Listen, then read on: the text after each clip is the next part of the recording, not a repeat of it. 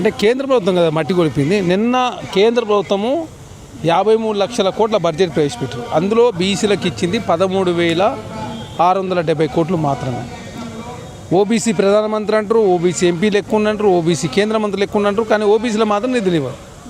ఎలక్షన్ల కోసం మాత్రం భారతీయ జనతా పార్టీ వాడుకుంటుంది. అదే కాకుండా రాష్ట్రాలకు కూడా 2 లక్షల కోట్ల రూపాయలు పోయిన బడ్జెట్లో తక్కువ చేసి ఇప్పుడు మళ్ళీ ఒక 50,000 కోట్లు. మహిళల కోసం 90,000 కోట్ల రూపాయలు ఈ బడ్జెట్ తక్కువ చేసి వాయు కాలుష్యం ద్వారా 15 లక్షల మంది చనిపోతూ ఉన్నారు. బడ్జెట్లో దాని ద్వారా 6% జీడీపీకి నష్టం జరిగింది. అయినా వాయు కాలుష్యం గురించి ఊసు లేదు, రూపాయి పత్రంతో పడుచుకునే పరిస్థితి లేదు. విద్యారంగాన్ని నిధులు తక్కువ కేటాయించరు, వ్యవసాయాన్ని తక్కువ కేటాయించరు, ఎస్సీ ఎస్టీ బీసీలకు మహిళలకు యూత్కు నిధులు కేటాయించకుండా ఎలక్షన్లు ఉన్న రాష్ట్రాలకు మాత్రమే. పోయినసారి నిర్మలా సీతారామన్ గారు బీహార్కు సంబంధించిన చీర కట్టుకొని బడ్జెట్ చదివారు. ఈసారి తమిళనాడుకు సంబంధించిన కంచి చీర కట్టుకొని మళ్ళీ బడ్జెట్ ప్రయత్నం. ఎందుకు?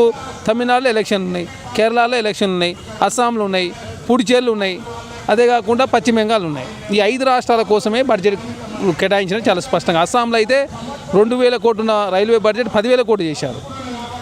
బుద్ధ సంబంధించినటువంటి అక్కడ ఒక క్లస్టర్ని ఏర్పాటు చేశారు. అదేవిధంగా తమిళనాడు సంబంధించి అయితే ఏదైతే కొబ్బరి సాగు సంబంధించి ప్రోత్సాహకాలు అందించారు.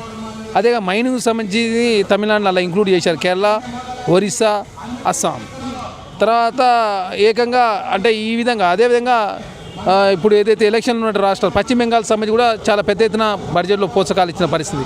కాబట్టి ఎలక్షన్లు ఉన్న రాష్ట్రంలో ఒక విధంగా, ఎలక్షన్ లేని రాష్ట్రంలో ఒక విధంగా భారతీయ జనతా పార్టీ ట్రీట్ చేస్తూ ఉందని చాలా స్పష్టం. తెలంగాణ రాష్ట్రానికి అయితే ఇక తీవ్ర అన్యాయం.